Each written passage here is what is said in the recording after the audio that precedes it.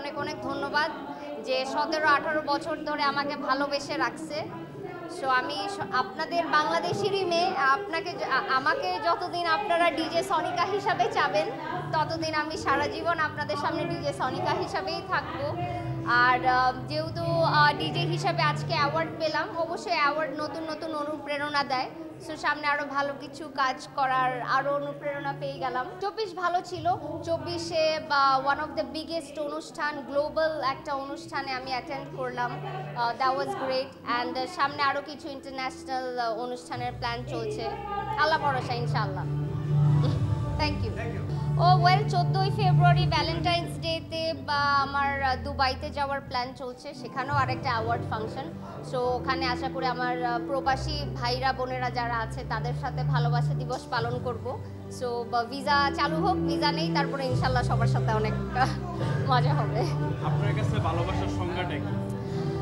ভালোবাসার সংজ্ঞা হচ্ছে একটা মানুষ বা একটা জিনিস যেরকম সেভাবেই সেটাকে ভালোবেসে যাওয়া আর সেভাবেই সেটাকে মেনে নেওয়া।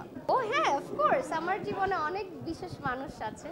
অ্যান্ড আমার ভালোবাসার মানুষ, সবাইকেই ভালোবাসি আমি। এই তো আমার লাইফে কিন্তু অত বেশি মানুষ নাই। আমার লাইফে শুধু আছে আমার একটা মেয়ে সন্তান আর আমার ভালোবাসার একজন মানুষ। তো এই দুইজনকে নিয়েই আমার পৃথিবী, আর বাকি পুরা বাংলাদেশের সবার ভালোবাসা, এতটুকু নিয়েই ভালো আছি। ওর অনেক সাপোর্ট পাই। ও এখনো আমাকে নামাই দিয়ে গেল, লাইক আমি ঢাকার বাইরে থেকে আসছি পুরা এক্সস্টেড, তারপরেও বলতেছে যে না না তোমার যাইতেই হবে, তাড়াতাড়ি যাও। মানে হি ইজ ভেরি সাপোর্টিভ, আলহামদুলিল্লাহ। আমি সত্যি কথা বলবো ডিজে কিন্তু জাস্ট একটার পর একটা গান বাজানো না, এটা একটা শিল্প, এটা একটা আর্ট।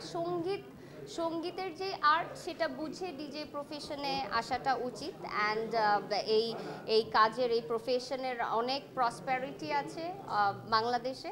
সো আমি আশা করি আমাদের নতুন জেনারেশন যারা, তারা আরও ভালো কিছু দিবে এই সেক্টরে।